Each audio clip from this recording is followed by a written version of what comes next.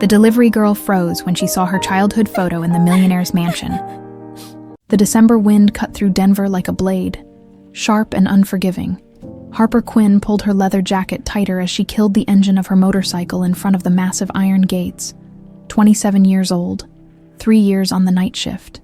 And she'd never delivered to a place like this. The Hale Estate loomed ahead like something out of another world. Her world was studio apartments and gas station coffee. Not wrought iron and old money, but a delivery was a delivery. And the tip on urgent runs like this could mean an extra week of her grandmother's medication. She checked the envelope one more time. Donovan Hale. Urgent documents. Handle with care. The gates groaned open as if they'd been waiting for her. Harper rolled her bike up the stone driveway, past gardens that probably cost more to maintain than she made in a year. Antique lanterns cast golden pools of light across perfectly trimmed hedges. Everything here whispered wealth so old it didn't need to shout. The mansion itself rose 3 stories high, all dark windows and sleeping stone. Harper had seen rich houses before. Denver had plenty. But this was different. This place had history, weight, the kind of house that kept secrets in its bones. She parked and pulled off her helmet, shaking out her dark hair. Her hands were shaking. Stupid. It was just a house. Just another delivery. The doorbell echoed somewhere deep inside. Harper waited, counting her breaths, trying to calm the weird flutter in her chest. Maybe it was the cold. Maybe it was the way this place seemed to watch her with all those dark windows. An elderly man in a pressed suit opened the door. He had to be 70 if he was a day, with the kind of perfect posture that comes from a lifetime of service. "Delivery for Mr. Hale," Harper said, holding up the envelope. The butler, because what else could he be, gave a slight nod and gestured for her to wait inside. No words, just that silent command that said, "Follow the rules in this house." Harper stepped into the foyer and forgot how to breathe. Marble floors stretched out like frozen lakes. A chandelier hung overhead, each crystal catching the light like captured stars. The air smelled expensive, polished wood and something she couldn't name, something that spoke of old leather and older money. Everything was spotless, silent, like a museum after closing time. Her worn boots squeaked against the marble. The sound felt obscene in all that quiet. The butler disappeared down a hallway. Leaving her alone, Harper stood there, feeling like a stain on all that perfection, when her eyes caught on something that made her heart stop. On the wall of the great room, framed in ornate gold, hung a photograph, old, faded slightly at the edges. A little girl, maybe 4 years old, wearing a white dress that looked like it cost more than Harper's motorcycle. The girl had dark hair pulled back with a butterfly clip, the fancy fabric kind that rich kids wore. She was smiling at the camera with gap-toothed joy. Harper's legs went weak. That little girl was her. No, that was impossible. She'd never been in a house like this. She'd grown up in the SAT, Bridget's children's home, until Grandma Alma adopted her at 8. Before that, nothing. Just fog and fragments. Pieces of memory that didn't quite fit together. But that face, those eyes, the exact shade of her own, hazel with those weird gold flecks everyone always commented on. The shape of the smile, even the tiny mole just below the left ear, barely visible in the photograph, but definitely there. "Is something wrong, miss?" The voice came from above, deep, controlled, the kind of voice used to giving orders and having them followed without question. Harper tore her eyes away from the photograph to see a man descending the spiral staircase. Mid-50s, gray hair swept back from a hard face, wearing a dark suit that probably cost more than her rent. Everything about him screamed power. The set of his shoulders, the measured pace of his steps, the way his eyes assessed her like she was a balance sheet to be evaluated. Donovan Hale had to be. Sorry, sir. I have your documents." Harper's voice came out smaller than she wanted. She held out the envelope with hands. She couldn't quite keep steady. Donovan reached the bottom step, but didn't immediately take the envelope. He was staring at her, really staring, in a way that made her skin prickle. Not creepy. Not that kind of stare. Something else. Something that looked almost like pain flashing across those hard features. "That photograph," Harper heard herself say, even though every instinct told her to shut up, take her tip, and get out. "The little girl, she looks... that's probably weird to say. But she looks exactly like me when I was small." The words hung in the air between them. Donovan's expression shifted, just for a second. Just a flicker of something raw and vulnerable before that iron control slammed back into place. "Impossible," he said, but his voice cracked on the word. Before Harper could respond, footsteps clicked against marble from somewhere deeper in the house. A woman appeared in the archway, tall, blonde, wearing an ivory silk pantsuit that probably cost more than Harper's bike. Her hair was pulled into a perfect chignon, her makeup flawless, her whole presence radiating Ice Queen elegance. "Who is this person?" "Donovan." The woman's voice matched her appearance. Smooth, cold, with just enough disdain to make it clear Harper didn't belong. "No one. Just a delivery driver. She's leaving." Donovan finally took the envelope, but his eyes never left Harper's face. She watched him study her features, the shape of her nose, the curve of her mouth, something in the set of her jaw. It felt like he was looking for something, or maybe remembering something he'd lost. Harper should have left, should have taken the dismissal and gotten back to her regular route, but her feet wouldn't move.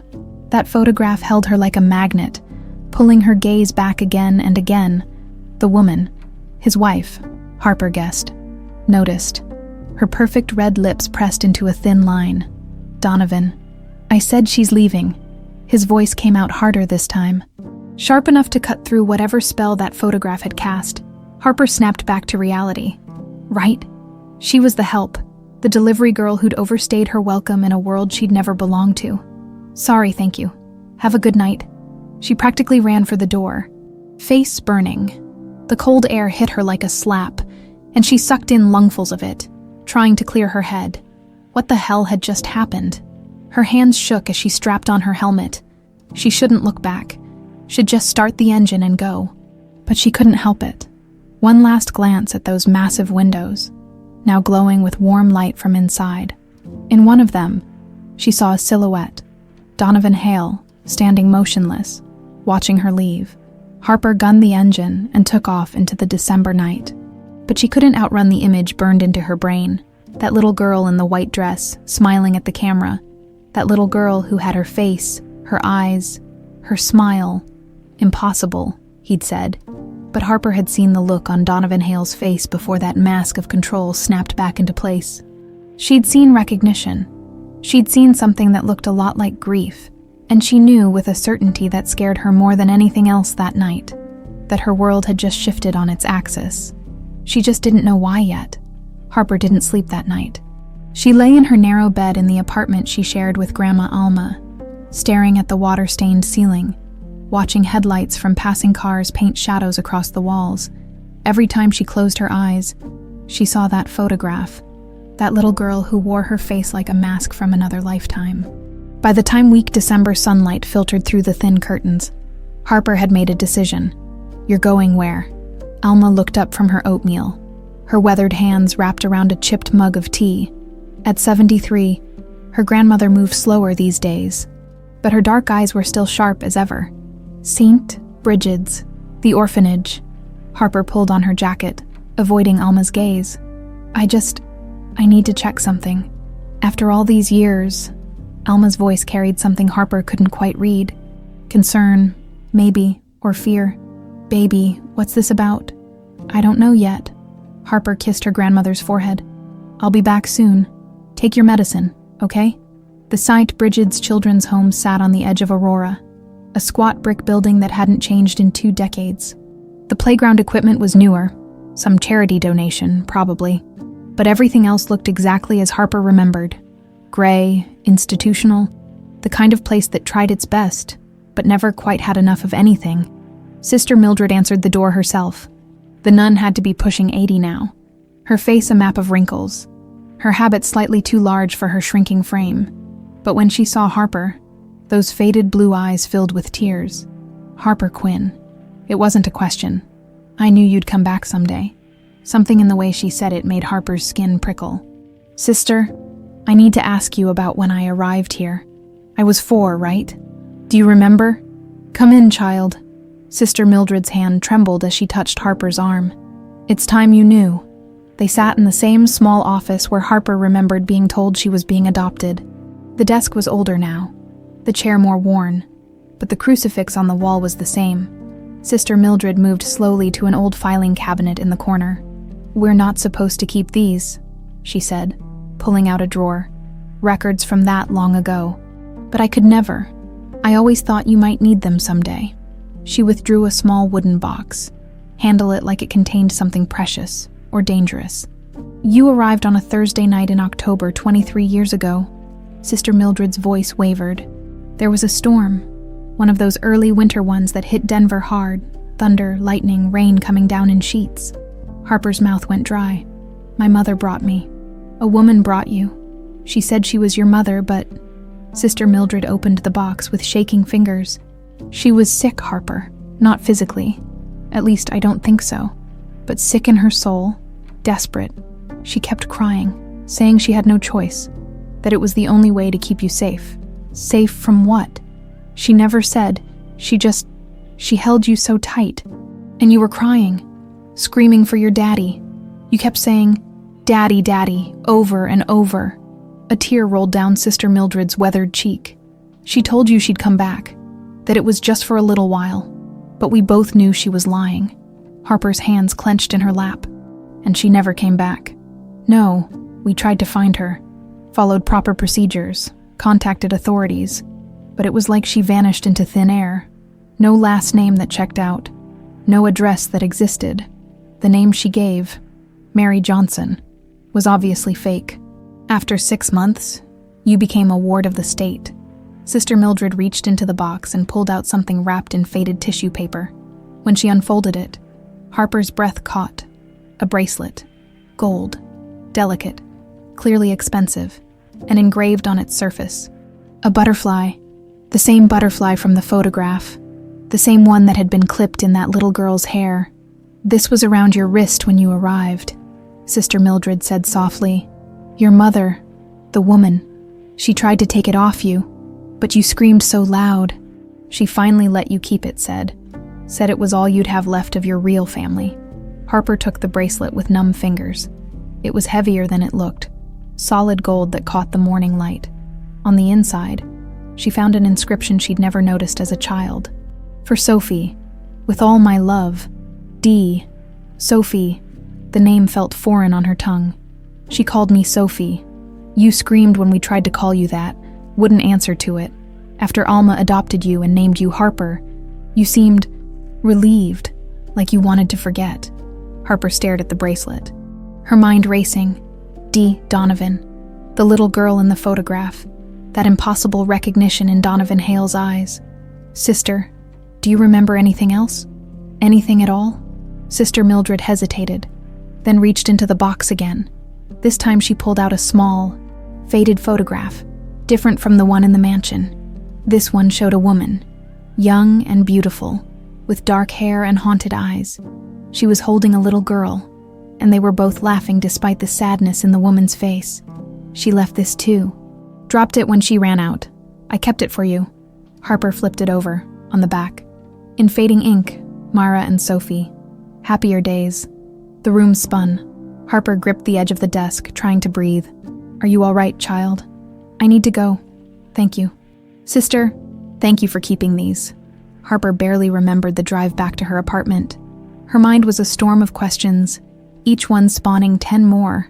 Mara, Sophie, that bracelet, that photograph in a mansion she'd supposedly never visited. Alma was waiting by the window when Harper burst through the door. One look at her granddaughter's face, and the old woman seemed to age 10 years. "You found something. Grandma, when you adopted me, did you know anything about my mother? About where I came from?" Alma's hands twisted in her lap. "They told me what they tell everyone. Abandoned child, mother unknown. I didn't ask questions, baby. I just saw this little girl who needed a home, and I had so much love to give. I'm not blaming you." Harper sat beside her, showing her the bracelet and the photograph.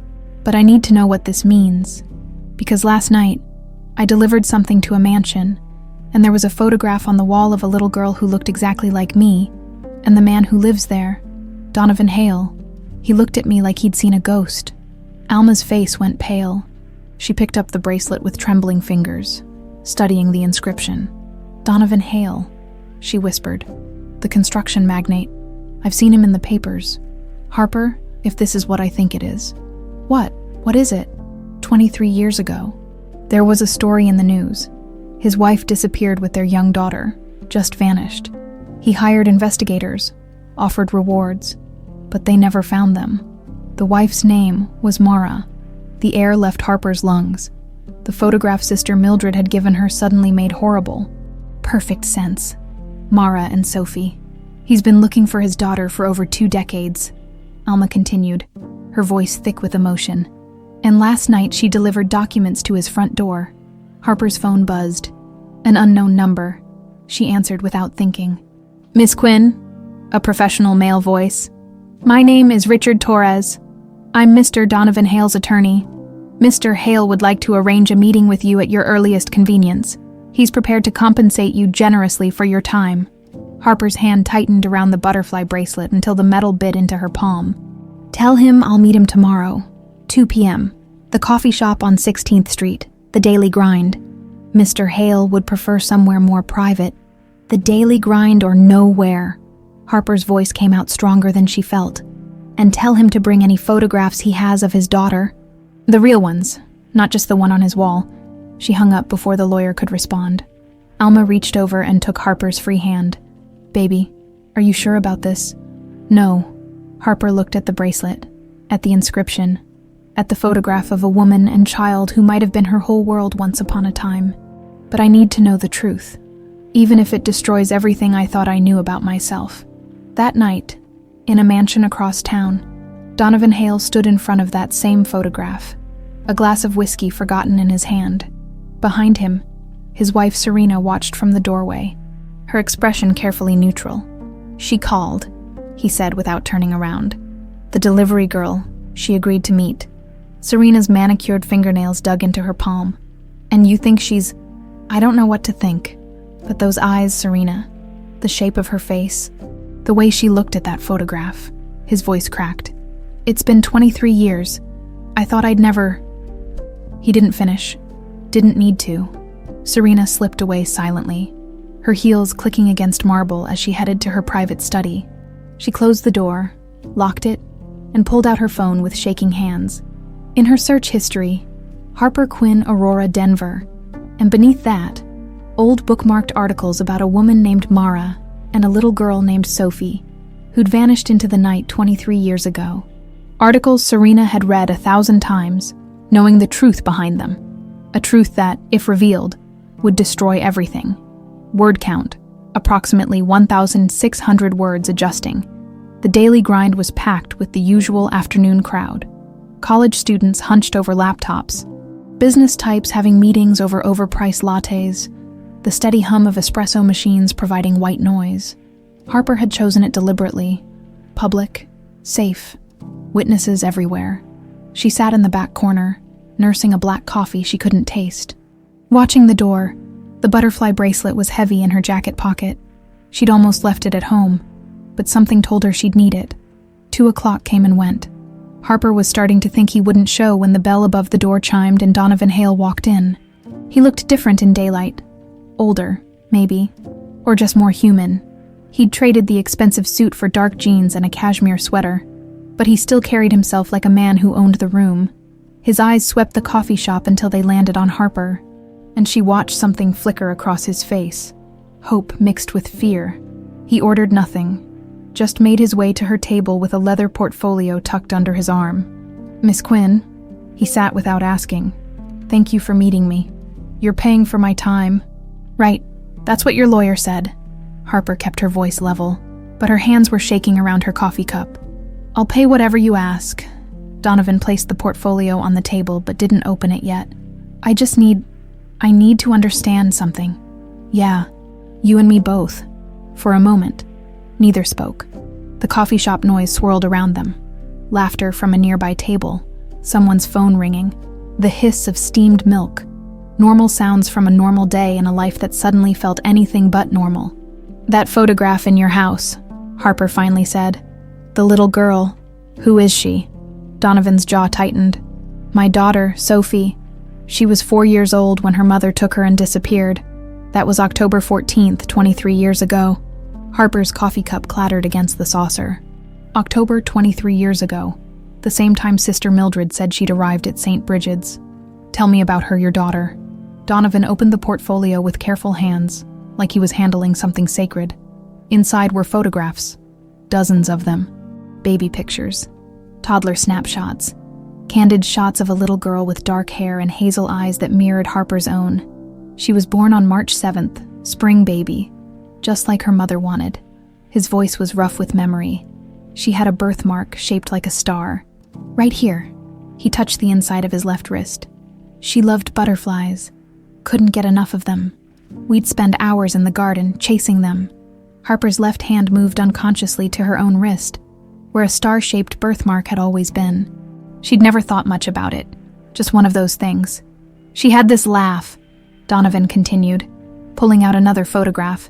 This one showed a man, younger, less gray, but unmistakably him, holding a giggling toddler upside down. Like bells, like music, and she called me Daddy from the moment she could talk. The word hit Harper like a physical blow. Daddy, Daddy, Sister Mildred's words echoed in her head. You kept saying, Daddy, over and over. What happened? Why did your wife leave? Donovan's face hardened. Because I was a bastard, there's no prettier way to say it. He pulled out more photographs. These of a beautiful woman with sad eyes. Mara, my first wife, she was everything good, and I took her for granted. I worked 100-hour weeks, missed birthdays, anniversaries. I was building an empire and told myself it was for them. But really it was for me, for my ego. He traced a finger over Mara's image. We fought. A lot. I said terrible things. She begged me to change, to be present, to be a father and a husband instead of just a checkbook, and he swallowed hard. I told her she was lucky to have what I provided, that plenty of women would kill to be in her position. Jesus, Harper whispered.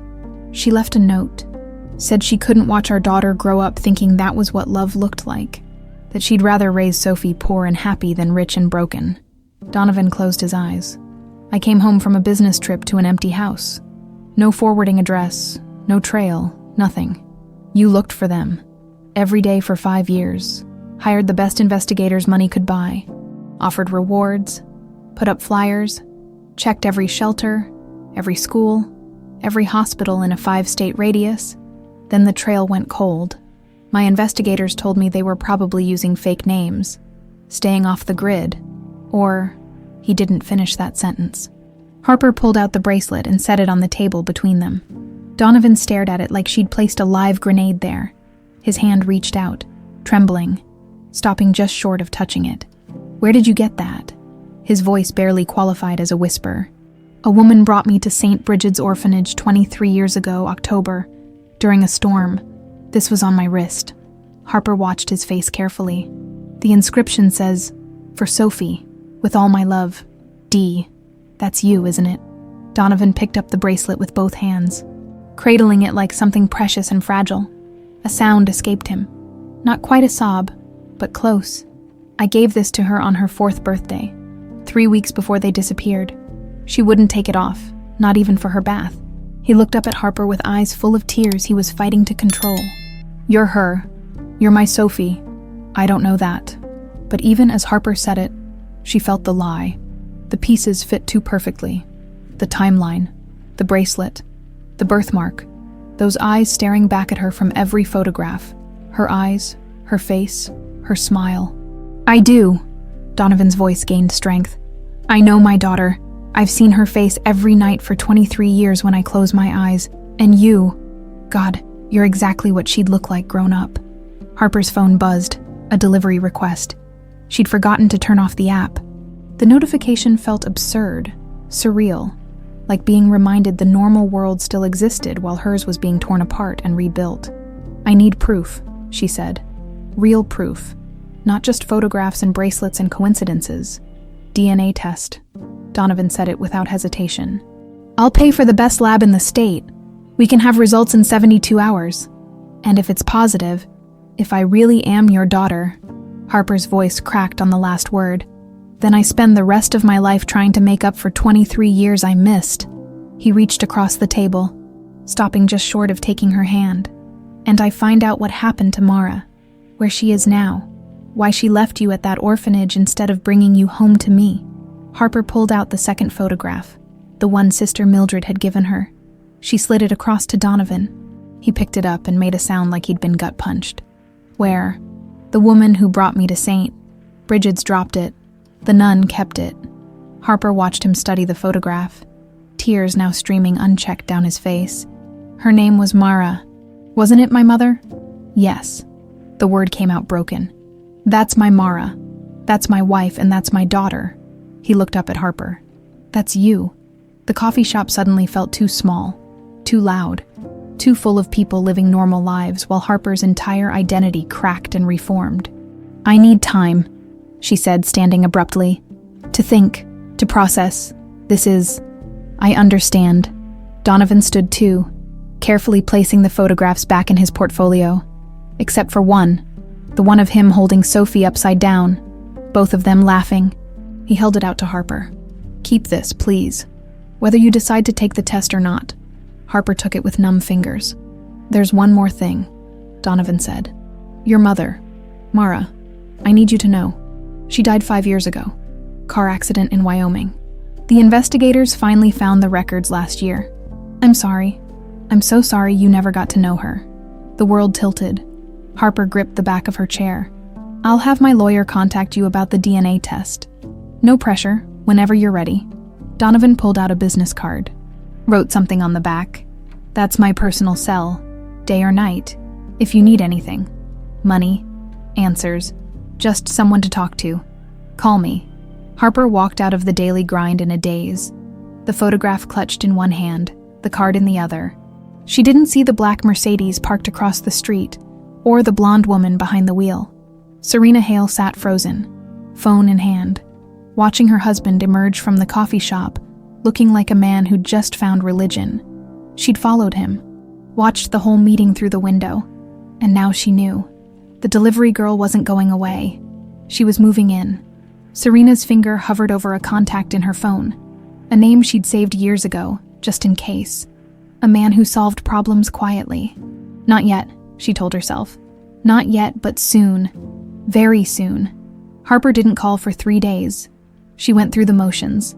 Deliveries, meals with Alma, pretending everything was normal. But the photograph stayed on her nightstand, and she'd catch herself staring at it. That little girl's laugh frozen in time. That man's joy so pure it hurt to look at. Alma didn't push. She'd just squeeze Harper's hand over morning coffee and wait. On the 4th day, Harper dialed the number on the back of Donovan's card. He answered on the first ring. Harper. The sound of her name in his voice. Hopeful, desperate, made her throat tight. Okay, the DNA test. Let's do it. Thank you, God, thank you. She heard him exhale shakily. I've arranged everything. Molecular Diagnostics Lab on Spear Boulevard. Tomorrow at 10, if that works. It's completely private. I'm bringing my grandmother. A pause. Of course, whatever makes you comfortable. And Mr. Hale, if this comes back negative, if I'm not her, you need to accept that and move on. No more following me. No more surprise meetings. Another pause. Longer this time. I haven't been following you. Then why have I gotten 6 delivery requests in the past 3 days, all within 2 blocks of your mansion? Silence on the other end. Then, I didn't arrange those. I swear on Sophie's memory. That wasn't me. Something in his voice made Harper believe him, which meant someone else was orchestrating their encounters. But who? And why? Tomorrow at 10, she said, and hung up before he could respond. Alma insisted on wearing her church clothes. A navy dress that had seen better days but was pressed and proper. Harper threw on jeans and a sweater, then changed into slacks, then back to jeans. Nothing felt right. How were you supposed to dress to find out if you were someone else entirely? The lab was all white walls and sanitized surfaces. A woman in scrubs greeted them with the kind of professional warmth that said she'd seen every emotion possible walk through those doors. Miss Quinn, Mr. Hale is already in room B. Harper's stomach dropped. She'd somehow expected more time, more space to prepare. But no, there he was through the glass partition, sitting in a sterile room, hands clasped on the table like he was praying. You don't have to do this, baby, Alma whispered. We can leave right now. No, I need to know. The test itself was anticlimactic. A swab in the mouth, a few questions for the records, paperwork signed in triplicate. The technician explained they'd have preliminary results in 72 hours. Full report in 5 business days. When it was Harper's turn, she sat in the cold plastic chair and opened her mouth like a bird waiting for food. The whole thing took less than 3 minutes. Donovan appeared in the doorway as she was standing to leave. "Harper, wait. Please, can we talk for a minute?" She should have said no. Should have walked out and waited for the results in peace. But something in his face, that raw hope mixed with terror, kept her frozen in place. 5 minutes. They moved to a small waiting room. Alma stayed close to Harper's side, protective as a lioness. Donovan noticed and gave the older woman a respectful nod. "Mrs. Alma Rodriguez, Harper's grandmother." The emphasis on grandmother was deliberate.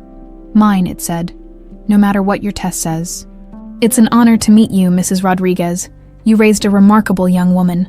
Alma's expression softened slightly, but she didn't budge from Harper's side.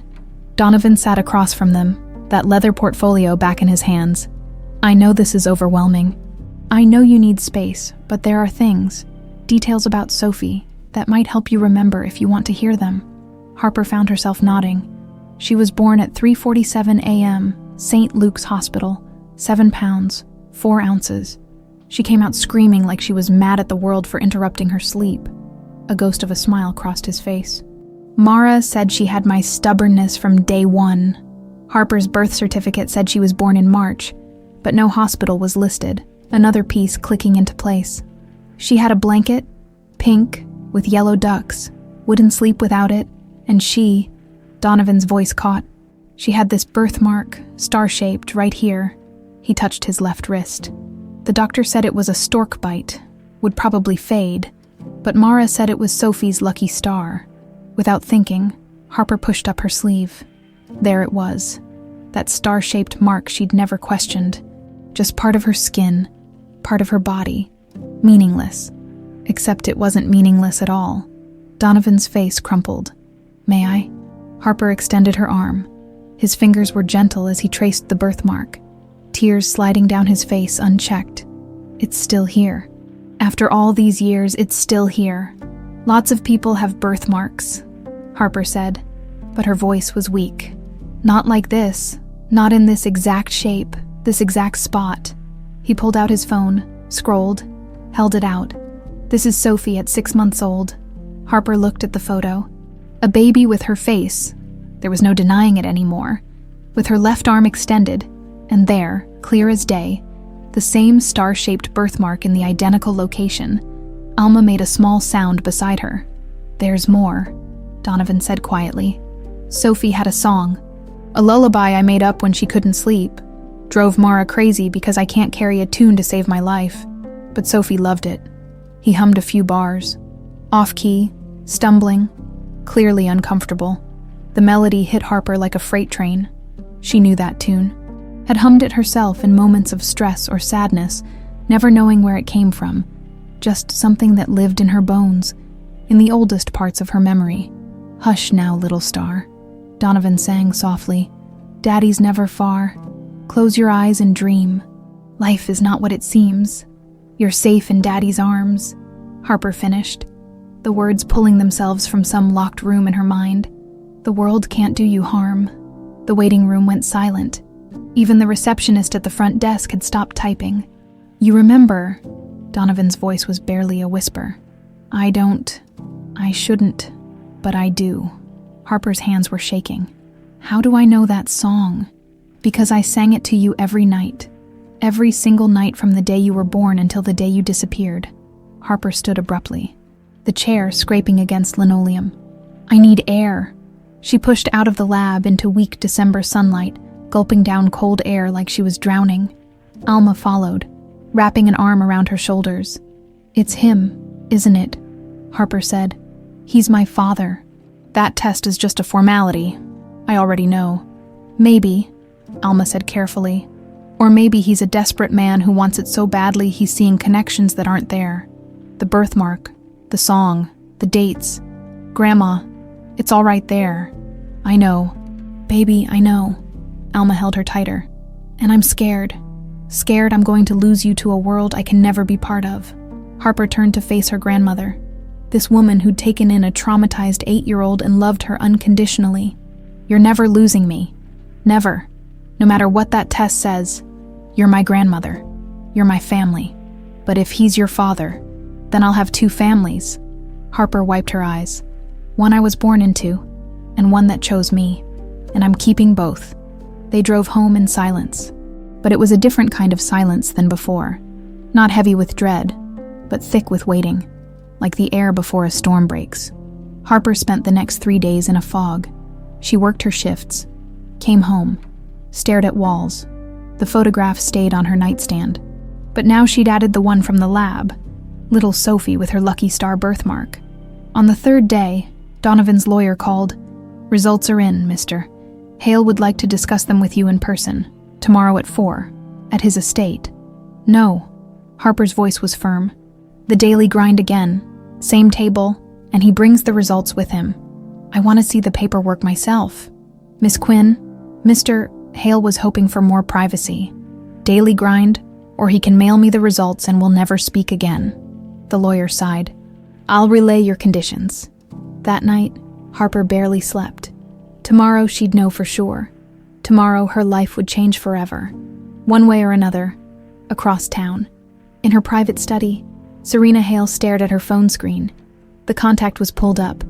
Marcus Venn, a name from her past, from her days before Donovan, when she'd moved in darker circles. A man who handled problems discreetly. She'd typed the message 3 times and deleted it twice. Need to discuss a sensitive matter.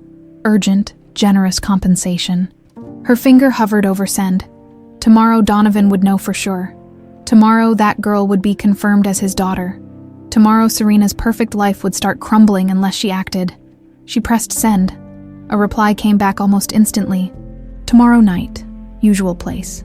Serena closed her eyes and told herself she was protecting her family, protecting her marriage, doing what had to be done. Not that she was ordering a murder. Not yet, anyway. But she was keeping her options open. 23 years ago, Serena Walsh had been Donovan Hale's secretary for 2 years when Mara left. 2 years of watching him from across mahogany desks, bringing him coffee the way he liked it. Black, no sugar. Staying late to finish reports he'd need for morning meetings. 2 years of being invisible while his beautiful wife called at the end of every workday. Little Sophie's voice chirping in the background. She'd been in love with him for 1 year and 11 months. The day Mara disappeared, Donovan came into the office like a ghost. He'd canceled all his meetings, something he never did, and sat at his desk, staring at nothing. When Serena brought him coffee, he didn't even notice. Mr. Hale, she'd ventured closer. Is everything all right? She left. His voice was hollow. Took Sophie and left. No note, no explanation. Just gone. Serena's heart had done something terrible. It had leapt with joy, even as she forced concern onto her face. Oh my God, I'm so sorry. Is there anything I can do? Find them. He looked up at her with those devastated eyes. I need you to help me find them. And she had, sort of. The private investigators turned up nothing for 3 months. Then, on a rainy November afternoon, Serena's phone rang. A friend from college. The shady kind of friend who knew people who knew things. That woman you were asking about, Mara Hale, found her. She's at a women's shelter in Aurora, staying under the name Mary Johnson. Got a little girl with her. Looks rough. No money, no resources. Word is she's sick. Not physical. Mental. Depression. Maybe worse. Serena had hung up and stared at her computer screen for an hour. She could tell Donovan, could reunite him with his family, watch him go back to ignoring her, to taking her for granted, to having eyes only for the woman who'd abandoned him. Or she could handle this herself. The Aurora Women's Shelter was a depressing concrete block that smelled like industrial cleaner and desperation. Serena found Mara in the common room, sitting alone while Sophie, the little girl everyone at the office had cooed over in photographs, played with donated toys in the corner. Mara looked up when Serena approached. Her beauty was still there, but buried under exhaustion and hollowed-out eyes. Mara Hale, the woman flinched. How did you... I work for your husband. Don't worry, Serena added quickly, seeing panic flash across Mara's face. He doesn't know I found you. Nobody does. What do you want? Serena sat down, keeping her voice low and sympathetic. I want to help you. I can see you're struggling, that you ran for a reason, and I'm guessing that reason is that Donovan wasn't the husband you needed him to be. Mara's eyes filled with tears. He was never there, never present. Sophie barely knew her own father because he worked 100-hour weeks. I kept thinking he'd change, that he'd wake up and realize what he was missing, but he never did. So you left. I had to. I couldn't let Sophie grow up thinking that's what love looks like. A father who's never home. Parents who fight constantly. A mother who cries herself to sleep every night. Mara wiped her eyes. But I didn't think it would be this hard. I have no money, no job, nowhere to go. And Sophie keeps asking for her daddy, and She broke down completely. Serena handed her a tissue and made her move. What if I could help you? Give you enough money to start over somewhere new. Set you up with a place to live. Get you on your feet. You could have a fresh start. Away from Donovan. Away from all of it. Mara looked up. Hope and suspicion warring in her expression. Why would you do that? Because I've watched Donovan hurt people for years. His single-minded ambition. His inability to see anyone but himself. You deserve better. Sophie deserves better. Serena leaned in. But there's one condition. What? You have to leave Sophie with me. I'll make sure she gets back to her father. She deserves to grow up with resources, opportunities, the best education. You said yourself you can't provide that. No. Mara stood abruptly. No, I would never. Think about it. Really think. Serena's voice was gentle poison. Right now, you're dragging that little girl through shelters, living on charity, no stability, no future. You're sick, Mara. I can see it. How long before you can't take care of her at all? What happens to Sophie then? Mara sat back down slowly, hand over her mouth. I'll give you $50,000, enough to get treatment. Find an apartment somewhere far from here. Start over properly. And Sophie will be with her father, not the man he was. But maybe losing you both will change him. Make him the father she deserves. It took 2 weeks of conversations, but Serena wore her down. Depression and desperation were powerful tools. Finally, on a Thursday night in late October, Mara agreed. One condition, Mara said, voice breaking. I get to say goodbye, and she keeps her bracelet, the one Donovan gave her. It's all she'll have of us. Of course.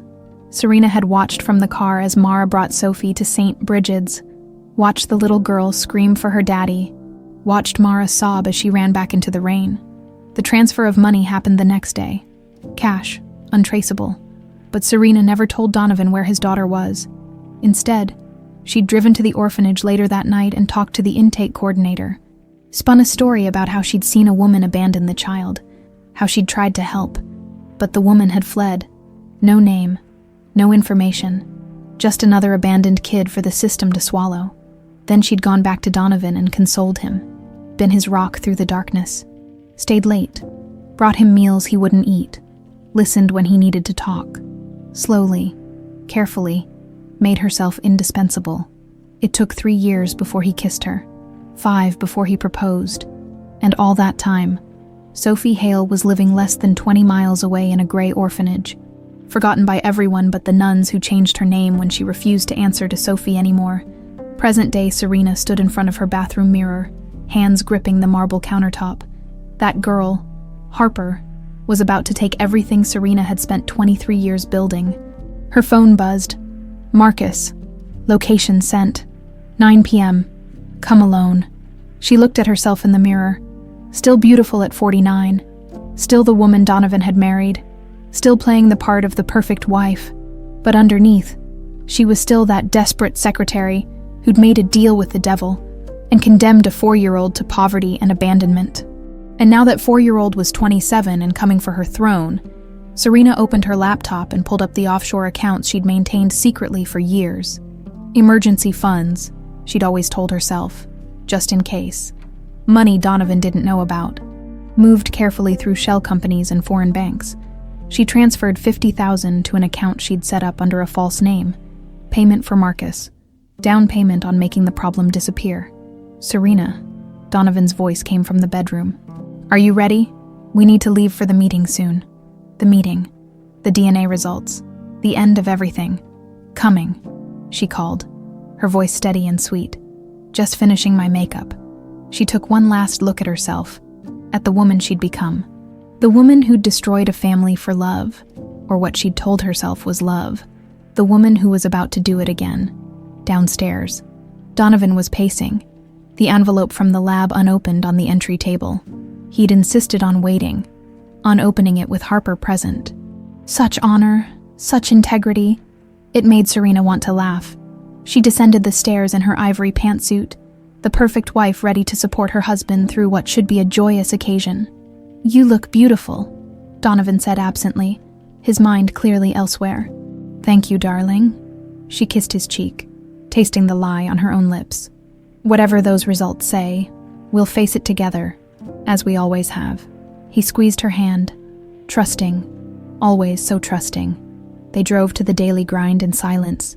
Serena watched Denver pass by the window and thought about the meeting tonight with Marcus. About how easy it would be to make Harper Quinn vanish, just like her mother had. An accident on that motorcycle she rode. A random mugging gone wrong. Things happened in cities every day.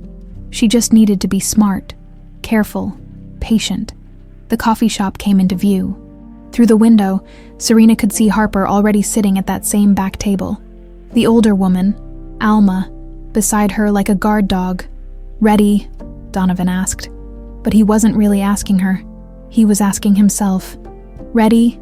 Serena said, and followed her husband inside to watch her carefully constructed world begin to crumble. Harper saw them walk in together, Donovan with that envelope clutched like a lifeline. And the Ice Queen herself, Serena Hale, looked exactly as Harper remembered from that first night. Perfect hair, perfect clothes, perfect mask of composure. But there was something in her eyes now that Harper hadn't noticed before. Something sharp and watchful, predatory. Miss Quinn, Mrs. Rodriguez. Donovan approached the table, Serena a half step behind like a shadow. Thank you for meeting us. Let's just get this over with. Harper's voice came out harder than she intended. Alma squeezed her hand under the table. They sat, Donovan across from Harper, Serena beside him. The envelope lay on the table between them like a bomb waiting to detonate. Before I open this, Donovan said quietly, I want you to know that regardless of what it says, I'm grateful. Grateful you gave me hope, even if just for a few days. Grateful you let me remember what it felt like to have a daughter. Donovan, Serena's voice was honey over ice. Perhaps we should just let him talk. Harper surprised herself with the words. She was surprised more by the look that flashed across Serena's face. Just for a second. There and gone. Fear. Anger. Both. Donovan picked up the envelope with trembling hands. The seal broke with a soft tear that seemed loud in the coffee shop's ambient noise. He pulled out several pages, legal-sized, covered in numbers and terminology. Harper didn't understand. He read in silence. 1 page, 2, 3. His face went through a journey. Tension, disbelief, then something that looked like the sun breaking through storm clouds. It's you! The words came out broken. You're Sophie. Probability of paternity. 99.99%. You're my daughter. You're really my daughter. The coffee shop sounds faded to white noise. Harper heard Alma gasp beside her, felt the older woman's hand tighten around hers, but mostly she felt numb, like she was watching this happen to someone else from very far away. May I see it? Her voice sounded strange in her own ears. Donovan passed the papers across with reverence. Harper scanned the technical jargon, the charts, the numbers, all confirming what some part of her had already known. She wasn't Harper Quinn, delivery driver, orphan, nobody. She was Sophie Hale, daughter of Donovan Hale, lost child found after 23 years. Oh, baby, Alma's voice cracked. Oh, my sweet baby. I'm still Harper. Harper looked at her grandmother with fierce intensity. I'm still me. This doesn't change us. Of course it does. But Alma was smiling through her tears. You just got your daddy back. The word hit Harper like a physical thing. Daddy, The man across the table with tears streaming down his face was her father, her actual, biological, real father. "Can I?" Donovan's voice broke. "Can I hug you, please?" Harper stood on shaky legs. Donovan met her halfway around the table, and when his arms closed around her, something in Harper's chest cracked open. He smelled like expensive cologne, and something underneath that was just him, familiar in a way that defied logic, like muscle memory from a lifetime ago. "My little star," he whispered into her hair. "My little Sophie." "You came back to me." Harper's carefully constructed walls shattered. She sobbed into her father's shoulder. Her father, she had a father, while years of questions and loneliness and not quite belonging poured out of her. Daddy, the word felt foreign and perfect on her tongue. A key in a lock she'd forgotten existed. They stood like that for a long moment, the coffee shop fading away.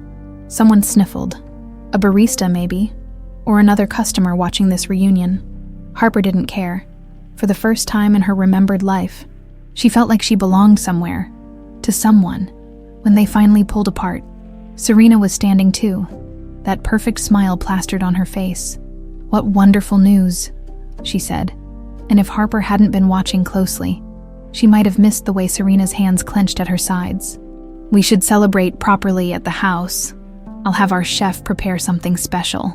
"That's very kind," Alma said carefully, protective instinct clearly warring with Southern manners. "But perhaps Harper needs time to process." "No," Harper wiped her eyes. I want to see where I lived before." Donovan's face lit up. "Your room. I kept your room exactly as it was. I couldn't let it go." Then it settled. Serena's smile didn't reach her eyes. "Tonight, 7 o'clock. Bring your grandmother, of course. This is a family celebration." The word family sounded wrong in her mouth, like she was trying on a coat that didn't quite fit. They parted ways in the parking lot. Harper watched Donovan and Serena drive off in their Mercedes. Watched the way Serena's head turned toward Donovan, probably saying something Harper couldn't hear. The woman's body language was all wrong. Too stiff, too controlled. "That woman doesn't like you," Alma said bluntly once they were alone. "Yeah, I got that vibe too. Be careful tonight." "Baby, rich people's houses have rich people's secrets." Harper thought about that on the drive home, about Serena's too perfect smile and the fear lurking behind those cold blue eyes, about the way she'd watched the DNA reveal like someone watching a car crash they couldn't prevent. At 7 p.m. sharp, Harper and Alma pulled up to the Hale Estate. The gates opened smoothly, and this time Harper didn't feel like an intruder. This time, something deep in her bones recognized this place. Home. This had been home once. Donovan met them at the door himself. No butler in sight. He'd changed into casual clothes. Jeans and a sweater. Like he was trying to shed the magnate persona and just be dad. Come in, I've been counting the minutes." He ushered them inside with barely contained excitement. "I want to show you everything. Your nursery, your playroom, the garden where you used to chase butterflies." "Donovan." Serena appeared from the direction of what must be the kitchen, wearing a different outfit now. Black slacks and a silk blouse the color of blood. Perhaps let them breathe first. "Alma, would you like a tour while Donovan shows Harper upstairs? I'd love to show you our collection of art." It was clearly a dismissal, a way to separate them. Alma looked at Harper, a question in her eyes. "It's okay, Grandma, go ahead." Alma allowed herself to be led away, but not before giving Harper's hand one more squeeze. "Be careful," it said. Donovan guided Harper up the grand staircase, talking the whole way. "You used to slide down the banister when you thought no one was looking. Gave your mother heart attacks. And here," he stopped at a family portrait. "This was taken 3 months before you left." Harper stared at the painting, a younger Donovan, proud and prosperous, a beautiful dark-haired woman with sad eyes, Mara, her mother, and between them, a little girl with a gap-toothed smile and a butterfly clip in her hair. "I look like her," Harper whispered. "My mother. You have her eyes, her smile, her stubbornness." Donovan touched the painted image of Mara's face. "She was the best person I ever knew, and I destroyed her with my ambition and my pride." They continued down a hallway to a door painted soft pink. Donovan's hand hesitated on the doorknob. I haven't been in here in years. Couldn't bear it. But I had the cleaning staff maintain it exactly as it was. He turned the handle. Welcome home, Sophie. The room took Harper's breath away. Pink walls covered in butterfly decals. A canopy bed with that same duck-patterned blanket Donovan had mentioned. Toys arranged on shelves. Some she recognized from photographs. Others completely new to her memory. A small desk with coloring books and crayons. Everything frozen in time, waiting for a little girl who never came back. Until now, Harper walked in slowly, trailing her fingers over surfaces. And suddenly, like a dam breaking, memories flooded back. Playing in this room, her mother reading to her on that bed, her father, Daddy, lifting her up to touch the ceiling and making her shriek with laughter. I remember, she breathed. I remember this room, that rocking horse. I named him Thunder, and that dollhouse. I used to hide my cookies in it when I didn't want to finish dinner. Donovan made a sound between a laugh and a sob. You did? Drove your mother crazy when she found them weeks later, all stale. Harper turned to face him, tears streaming freely now. Why can't I remember you leaving? Why can't I remember you at all before now? Because I was never here. Donovan's voice was thick with regret. I was at the office, at meetings, building an empire while my family fell apart. By the time I realized what I'd lost, it was too late. But you looked for me. Every day, every single day for 23 years. He crossed to her, taking her hands. And I'm never losing you again. I swear it, whatever you need, whatever you want. A relationship, space, time. It's yours. I'm not the man I was. I won't make the same mistakes. I want to know you. Harper said simply. I want to know my father. Downstairs, Serena stood at the base of the stairs, watching them through the banister. Alma had wandered off to admire a painting. Giving Serena a moment alone, she pulled out her phone and typed quickly. Change of plans. Make it look like an accident. Soon. The reply came back immediately. What kind of accident? Serena thought for a moment. Then, motorcycle. Tomorrow night. She rides alone after midnight. Make it quick. She deleted the messages and slipped the phone back into her pocket just as Alma returned. None the wiser. Such a beautiful home, Alma said politely. Thank you. Serena replied with her perfect smile. We've worked very hard to build this life, and she'd be damned if some lost daughter was going to take it away from her. The dining room was something out of a magazine. Crystal chandelier, mahogany table that could seat 20. China so delicate Harper was afraid to breathe near it. Serena had outdone herself. Candles flickered in silver holders, casting dancing shadows across walls covered in expensive art. The chef had prepared rack of lamb, roasted vegetables, some kind of potato dish that probably had a French name Harper couldn't pronounce. It should have been perfect. A celebration. A family reunited. But something felt off. Harper couldn't put her finger on it. Maybe it was the way Serena's smile never quite reached her eyes, or how she kept refilling Harper's wine glass the moment it dipped below half full, or the way she watched Harper like a cat watches a mouse. It's decided not to kill yet. This is incredible, Alma said, clearly uncomfortable in her church clothes among all this finery. You didn't have to go to all this trouble. Nonsense. Serena's voice was warm. Honey, it's not every day we discover Donovan's daughter has returned. This calls for celebration. She raised her glass. To family, to second chances, to the impossible becoming possible. They clinked glasses. Harper sipped her wine. Red, expensive, tasting like dark cherries and something she couldn't identify. Probably cost more per bottle than she made in a week. Donovan couldn't stop looking at her.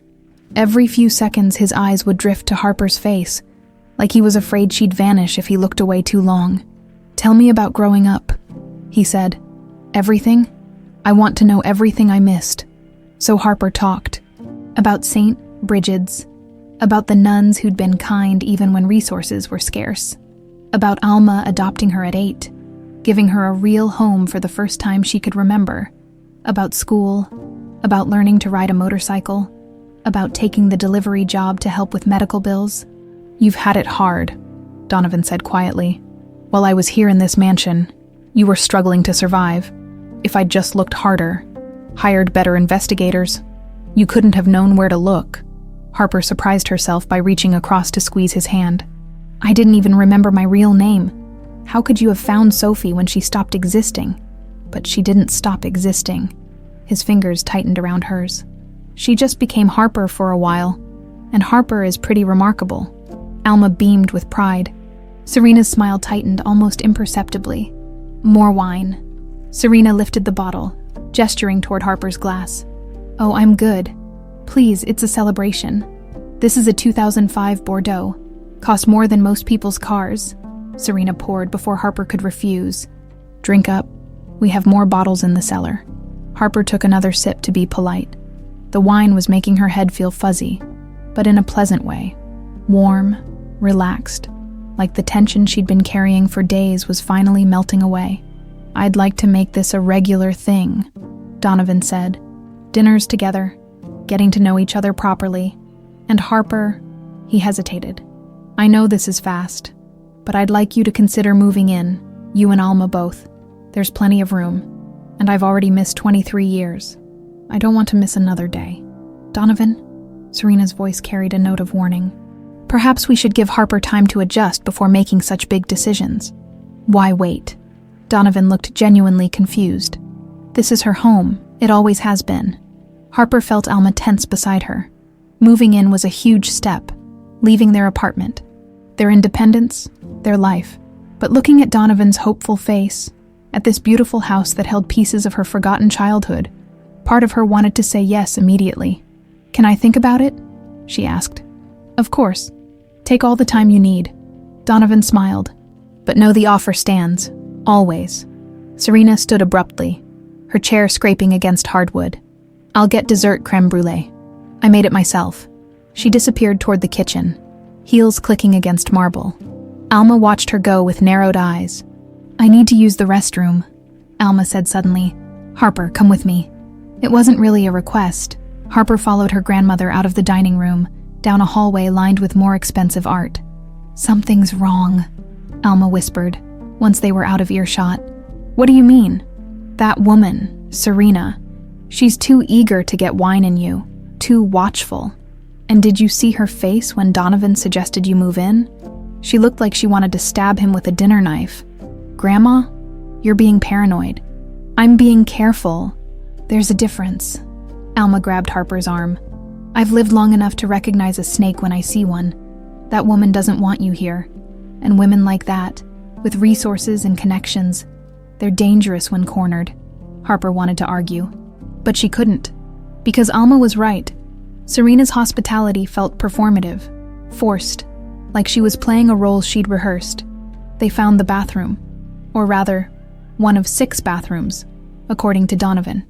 And Alma ran cold water over her hands, thinking, we leave right after dessert, Alma decided. Politely, gratefully, but we leave. And tomorrow, you tell your father you need to take things slow. Get to know him outside this house, away from her. You really think she's that dangerous? I think she's a woman who's had everything her way for a long time. And you're a threat to that. Alma dried her hands. Maybe I'm wrong. Maybe she's lovely and I'm a suspicious old woman, but I didn't keep you safe for 19 years by ignoring my gut. They returned to find Serena placing individual ramekins of creme brulee at each setting, the sugar tops perfectly caramelized and gleaming. Here we are. I hope you like it. It's Donovan's favorite. Harper picked up her spoon, but Alma's hand on her wrist stopped her. The touch was light, but the message was clear. Wait. Alma took a sip of her wine instead. Then casually, so casually Harper almost missed it, switched their wine glasses when reaching for the water carafe. To new beginnings, Alma toasted, raising Harper's original glass. Serena froze, spoon halfway to her mouth. Something flickered across her face. Panic. Just for a second, before that smooth mask snapped back into place. To new beginnings, she echoed, but her voice sounded strangled. They ate dessert. The creme brulee was perfect. Creamy, sweet, the sugar providing the perfect crunch. Harper was halfway through when she noticed Serena wasn't eating hers, just pushing it around her ramekin, her face growing paler with each passing minute. Are you all right? Donovan asked his wife. You look unwell. I'm fine, just a headache. but Serena's hand shook as she set down her spoon. Perhaps I should lie down for a moment. She stood, wavered, gripped the table for support. "Serena?" Donovan was on his feet immediately. His wife's eyes rolled back. She collapsed, her chair clattering backward as she hit the floor. "Call 911. Donovan dropped beside her, checking her pulse. "Serena. Serena, can you hear me?" Harper scrambled for her phone, fingers numb with shock. Alma stood frozen, staring at Serena's unconscious form with an expression Harper couldn't read. The ambulance arrived in 8 minutes that felt like hours. Paramedics swarmed the dining room, asking questions, checking vitals, loading Serena onto a stretcher. "We're going with her," Donovan said, his face white with fear. "Harper, I'm so sorry. This dinner. Go. We'll be fine. Just take care of her." They watched the ambulance scream away into the December night, lights painting the snow red and blue. Only then did Alma speak. "That wine she kept pouring for you. The glass I switched." She turned to look at Harper. "I think it was meant for you, baby." "What?" "No, that's crazy." "Is it?" Alma's voice was hard. "She kept refilling your glass, insisting you drink. And the moment I switched them, she stopped touching hers. Then she collapsed." Harper's head spun. "And not from the wine. You think she poisoned it, her own glass. I think she poisoned your glass and drank from it by accident when I switched them." Alma's hands shook. "I think that woman just tried to kill you." The words hung in the cold night air, impossible and terrifying and somehow horribly making sense. The too eager hospitality, the constant refills, the way Serena had watched Harper drink like she was counting down to something. Harper's phone buzzed. "Donovan, at hospital. They're running tests. Stay at the house tonight if you want. Guest rooms are ready." Harper looked up at the mansion. Her childhood home, her father's house, and possibly a place where someone had just tried to murder her. "We're going home," she said. "Our home. Right now." They didn't speak on the drive back, but Harper kept seeing Serena's face in those moments before she collapsed. Not confused, not surprised, guilty, like someone who just realized they'd drunk their own poison. The hospital called it acute sedative poisoning. Harper got the news at 3 a.m. Donovan's voice shattered on the other end of the line. They found Rohypnol in her system. A massive dose. The doctors said if she'd weighed any less, if they'd gotten there any later, he couldn't finish. Harper sat on her couch, phone pressed to her ear, Alma hovering nearby in her bathrobe. Is she going to be okay? They think so, but Harper, the police are here. They're asking questions about the dinner, about who served what, about... He lowered his voice. They're treating this as attempted murder. Harper's blood ran cold. What? The detective wants to speak with you and Alma. Tomorrow morning. I told them you had nothing to do with this, that you're my daughter. But they need statements from everyone who was there. He paused. Harper, I need to ask you something, and please don't take this the wrong way.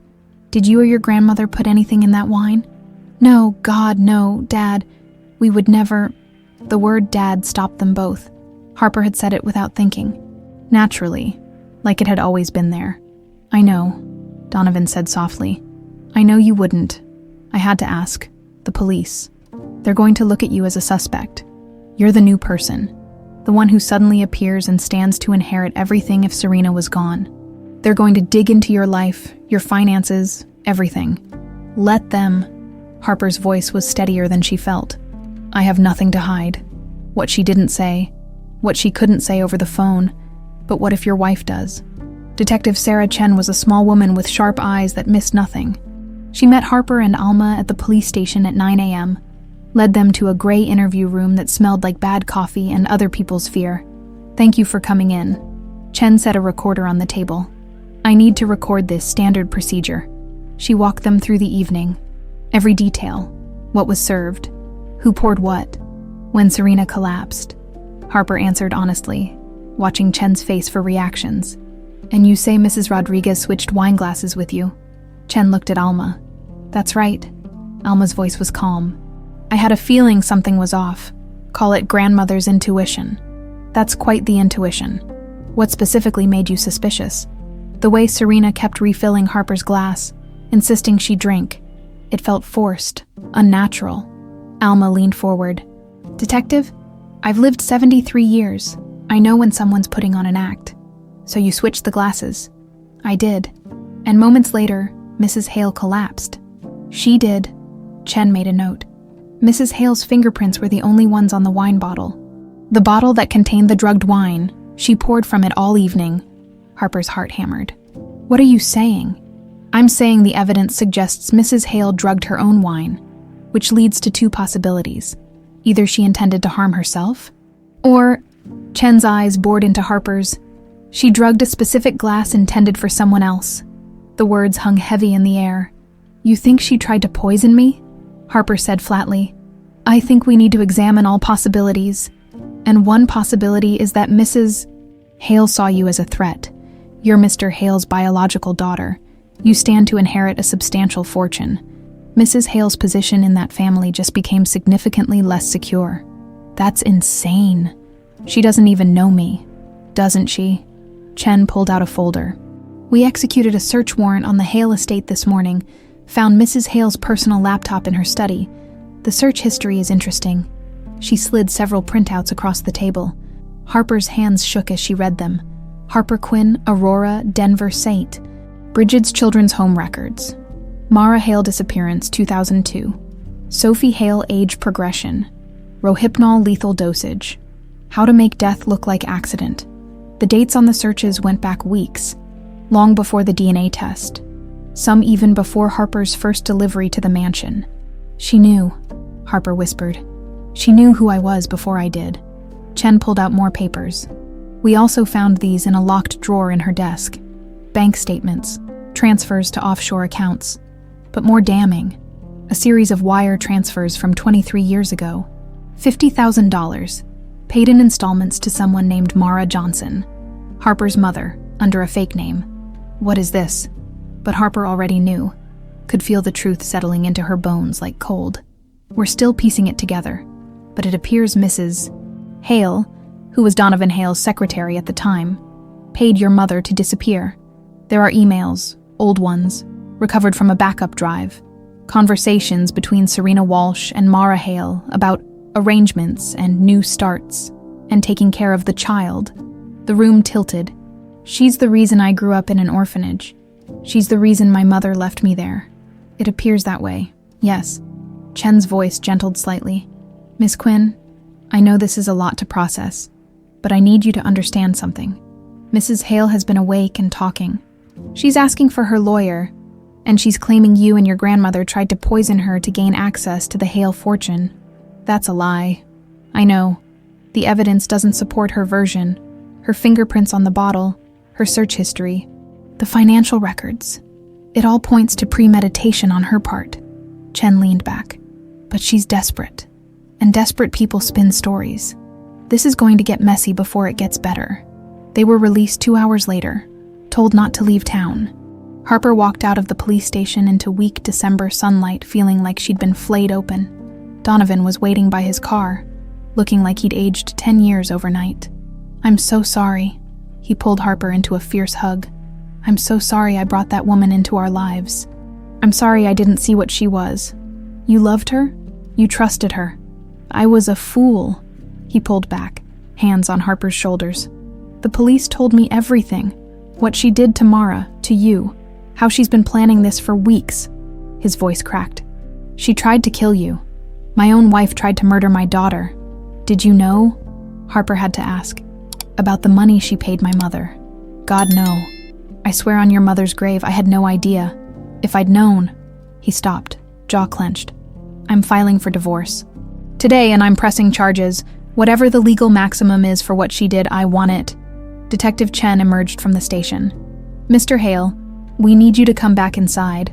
Mrs. Hale is awake and making a statement, given the evidence we've uncovered. We're placing her under arrest." They followed Chen back inside, down a different hallway to an observation room. Through one-way glass, Harper could see Serena in an interview room, her perfect hair disheveled, hospital bracelet still on her wrist, expensive clothes wrinkled. A lawyer sat beside her, expensive suit, shark eyes. Chen turned on the speaker so they could hear. "My client maintains her innocence. the lawyer was saying. "The wine could have been tampered with by anyone at that dinner. Except your client's fingerprints are the only ones on the bottle," the interviewing officer said. "And we have her search history showing she researched the exact drug found in her system, circumstantial.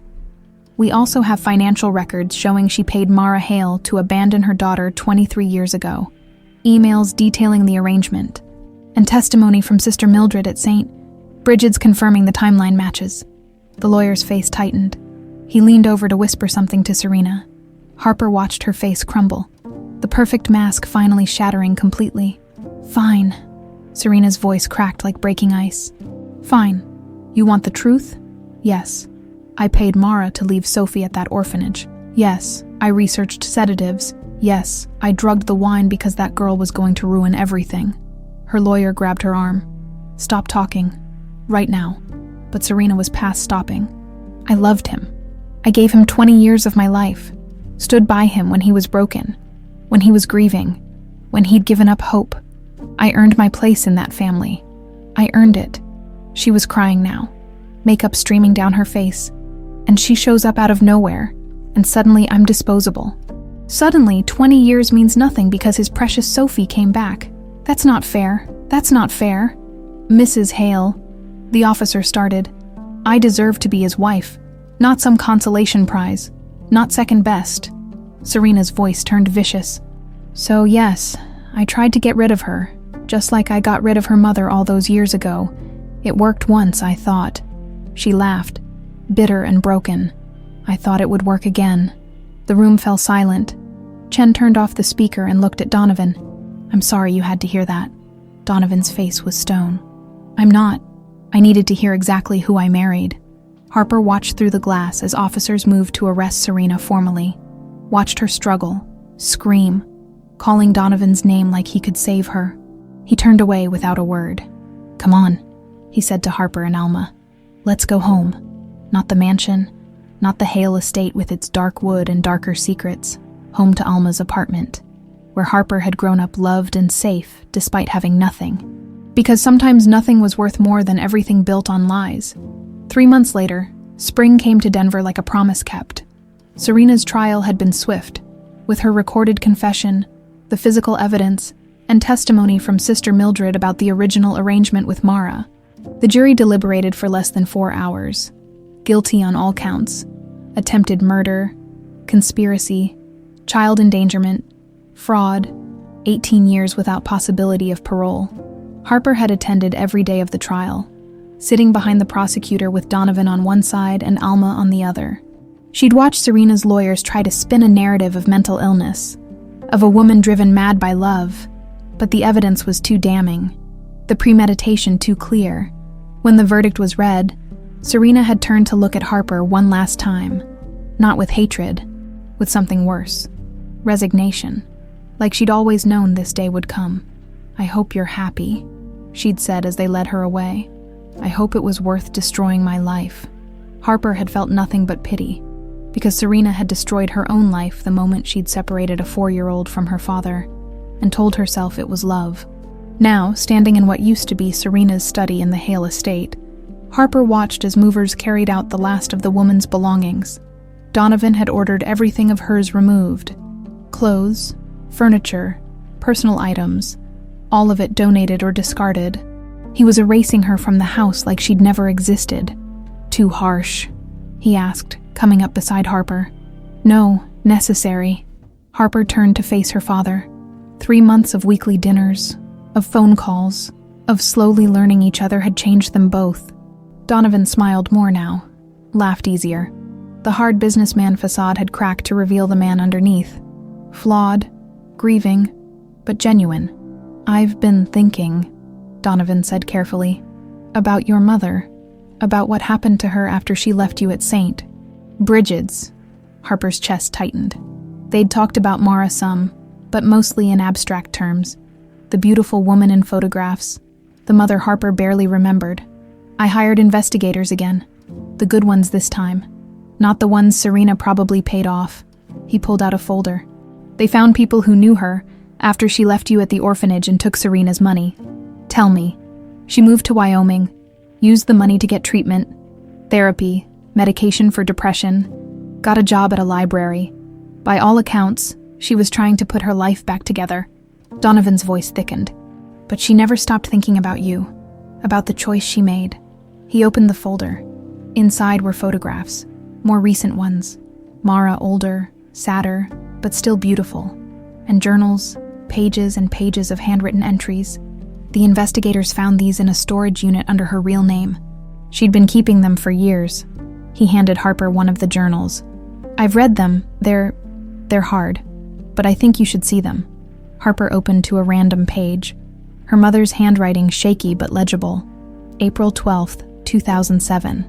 Sophie would be 9 today. I wonder if she remembers me, if she hates me for leaving her. I tell myself I did the right thing, that she's better off with Donovan's money, with opportunities I could never give her. But it feels like a lie, like I sold my daughter to save myself. I dream about her every night, her little face, those eyes so much like Donovan's, the way she used to say mama when she was scared. I wake up crying and the guilt is so heavy I can barely breathe.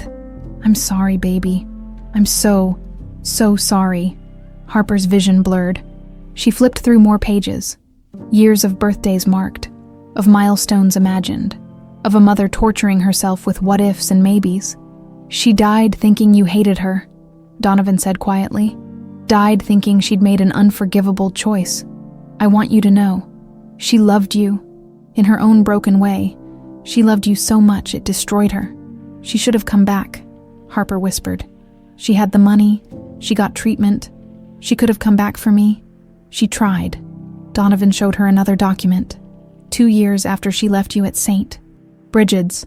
She came back to Denver, went to the orphanage, but you'd already been adopted by Alma.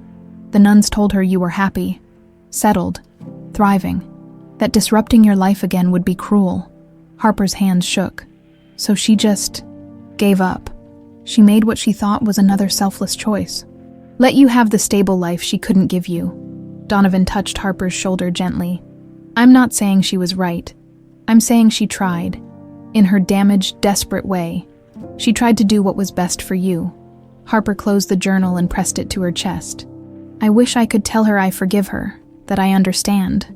Maybe you can. Donovan pulled out one more photograph. This is where she's buried. Cheyenne, Wyoming. Small cemetery on the edge of town, I thought.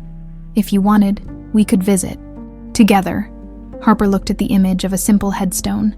Mara Christine Hale, 1975, 2020. Beloved mother. I'd like that. And Dad.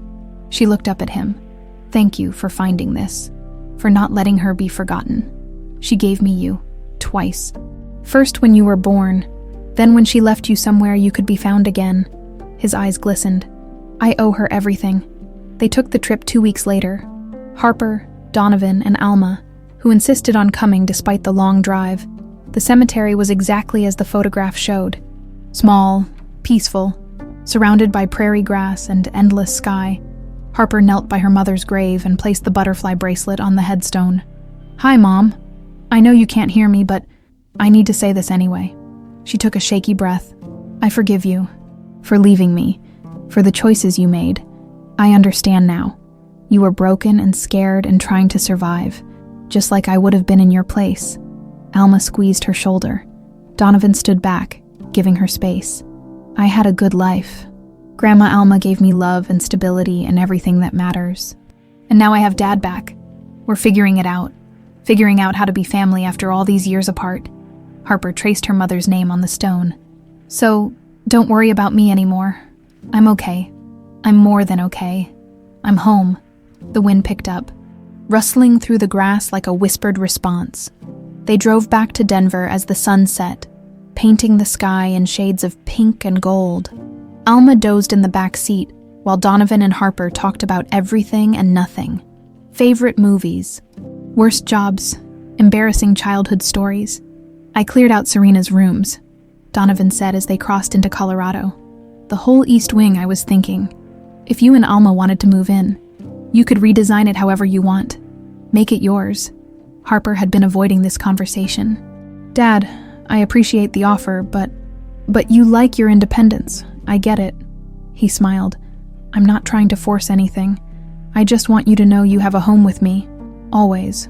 Whenever you're ready. What if I'm never ready? Then we keep doing what we're doing. Dinners twice a week, phone calls, building this relationship one day at a time. He glanced at her. I told you. I'm not making the same mistakes. I'm not going to push, to demand, to try to control, whatever you need, whatever pace works for you. That's what we do. Harper felt something warm expand in her chest. Actually, I was thinking, maybe a trial run. Alma and I could move into the East Wing for a few months. See how it feels? She's been wanting a garden, and your property has that amazing greenhouse. Done. Donovan's face lit up like sunrise. Anything she wants. Anything you both want. The house is as much yours as mine. More. Really. It should have always been yours. 3 weeks later, moving trucks pulled up to the Hale Estate. Not many. Alma and Harper didn't have much, but enough. Clothes, books, the few pieces of furniture that mattered. Alma's crucifix, Harper's motorcycle, which she insisted on keeping despite Donovan's offer to buy her a car. Some things aren't about money, she told him. This bike represents independence. Freedom. The life I built when I had nothing. Then we'll build you a special garage for it, Donovan said, with all the tools you need to maintain it yourself. They settled into the East Wing slowly. Alma took over the greenhouse, planting tomatoes and herbs and flowers that hadn't bloomed in years. Harper kept her delivery job, part-time now, just enough to maintain that connection to who she'd been, and every evening, the three of them had dinner together, sometimes in the formal dining room, but more often in the kitchen, sitting around the old wooden table that had seen generations of Hales. Family dinners, real ones, with laughter and stories and Alma's homemade enchiladas that Donovan proclaimed better than any five-star restaurant. To second chances, Donovan toasted one evening, raising his glass of iced tea. To families we're born into, Harper added. And families we choose, Alma finished, squeezing both their hands. They clinked glasses as spring became summer, and the Hale Estate slowly transformed from a monument to the past into something new. A home. Finally, after 23 years, a real home. 1 year later, spring returned to Denver with the kind of warmth that made you believe in second chances. Harper stood in the greenhouse, dirt under her fingernails, watching Alma prune rose bushes with the focused intensity of a surgeon. At 74, her grandmother moved slower than before, but the tremor in her hands had lessened. Proper medical care, less stress, medications she could actually afford. All of it had given Alma years back. These beauties are going to bloom spectacular this year, Alma said, not looking up from her work. Just like you, Mija, Harper smiled. That's corny, Grandma. Corny, but true. Alma straightened, wiping her forehead with the back of her hand. Look at you, college degree almost finished, still riding that death trap motorcycle. But at least now you wear proper gear. And you got your daddy wrapped around your finger. I do not... Please, that man would move mountains if you asked. Last week you mentioned liking Thai food, and suddenly there's a Thai restaurant opening downtown with Hale Construction as the backer. Alma's eyes twinkled. Don't think I don't notice these things. Harper laughed because it was true.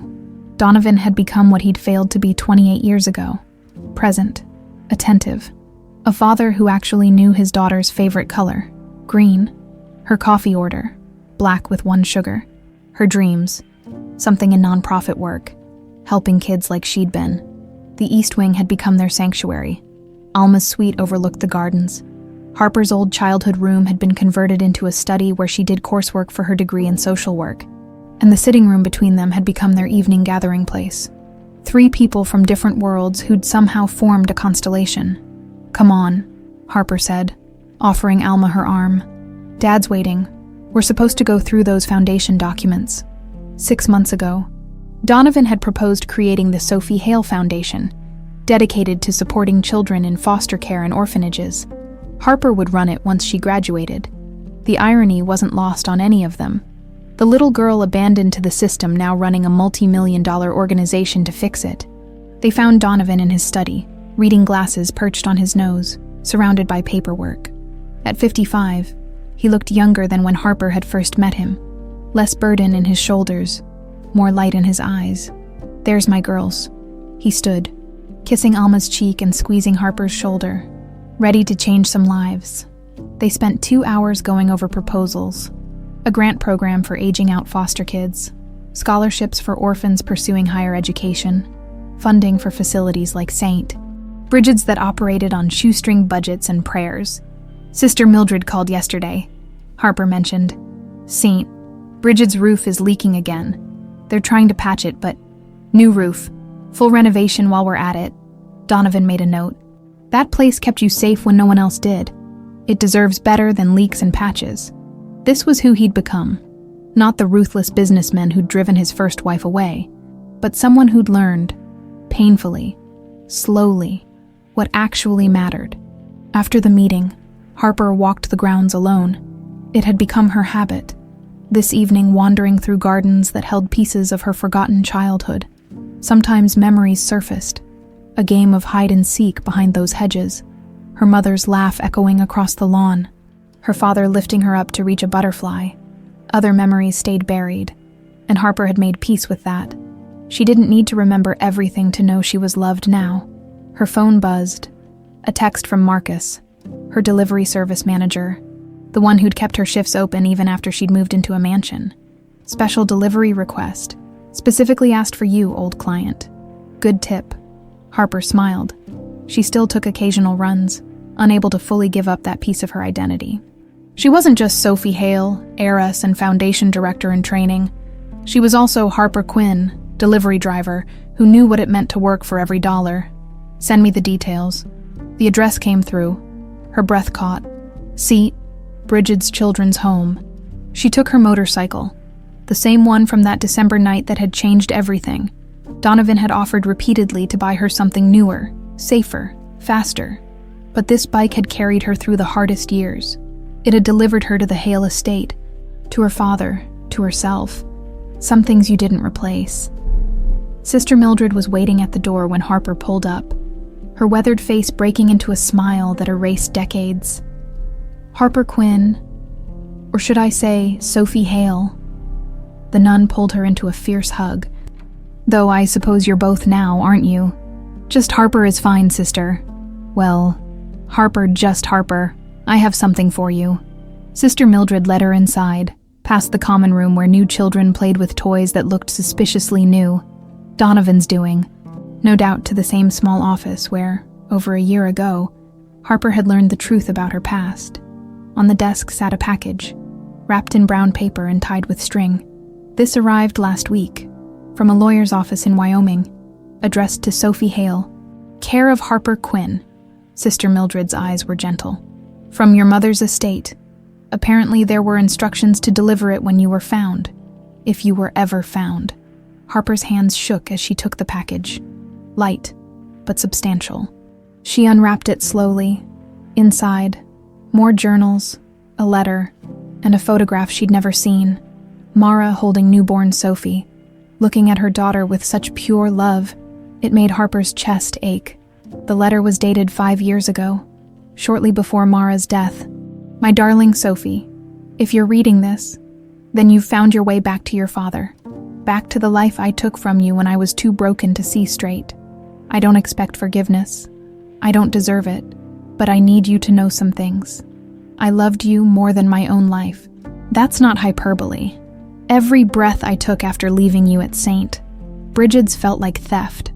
Stealing air I didn't earn, living years I didn't deserve. I told myself I was protecting you from my damaged mind, my poverty, my inability to be the mother you needed. But the truth is simpler and uglier. I was a coward. I took money from a woman who wanted to steal you from your father. I left you in a place I knew he'd never find you. And then I spent 23 years telling myself it was for your own good. But here's what I learned. Baby girl, there is no good abandonment, no righteous betrayal. I broke something sacred when I left you there, and no amount of therapy or medication or distance could fix it. I hope you found love anyway. I hope whoever raised you gave you the stability I couldn't provide. I hope you learned that families aren't just blood. They're the people who show up, who stay, who choose you every day. And I hope, if you find your father, you give him a chance. He was terrible at being a husband, worse at being a father when we were together. but he loved you desperately, in his flawed, inadequate way. Maybe he's changed. Maybe it's too late. But if there's any chance at all, take it. Don't let pride or fear or my mistakes rob you of that relationship. You deserved better than me, Sophie. You deserved better than both of us. I hope you found it. All my love, broken as it is. Mom Harper read it 3 times, tears streaming freely. Sister Mildred handed her tissues without comment, letting her process. She loved you, the nun said finally. In her broken way, she loved you fierce. I know. Harper folded the letter carefully. I wish I could tell her I understand now, that I forgive her, that I'm okay. Maybe she knows anyway. Sister Mildred squeezed her hand. Maybe that's what heaven is, finally understanding that the people we left behind found their way home. Harper drove back to the estate as sunset painted the sky in shades of gold and rose. She found Donovan and Alma in the kitchen, her father attempting to make enchiladas under her grandmother's patient instruction, both of them laughing at his culinary incompetence. This was home, not the marble floors or crystal chandeliers, not the money or the name or the legacy. This, 3 people from different worlds, damaged and healing, choosing each other every single day. Dad, Harper held up the photograph of Mara and baby Sophie. I think it's time we hang this, next to the others. She deserves to be part of this family too.